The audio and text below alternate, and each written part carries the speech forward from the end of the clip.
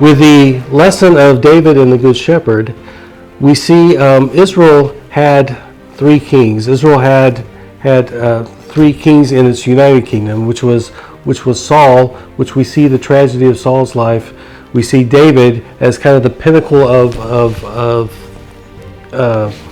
Israel as a united kingdom, and then we see Solomon and the tragedies that happened with Solomon's life, and Solomon ending his kingdom with the 1,000 concubines and restoring the idols in Israel, and the degradation of the kingdom that resulted in the divided kingdom after him.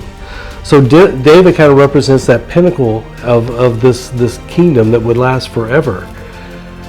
Except David, David was a type of Christ. David was also an ancestor of Christ. David was born in Bethlehem. David was a man after God's own heart. David was a shepherd. David fulfilled so many of these things in the life of Christ. But then, with David's sin with Bathsheba, David, as a type of Christ, he broke that mold. The shadow is always an imperfect copy of the real thing. And so we see David's life after that become very tragic. So we see the glory of David in his kingdom, as a type of Christ before his sin with Bathsheba. But we see that again one day a good shepherd will come that will be sinless, will be perfect. It's the shadow that David is portraying in his life.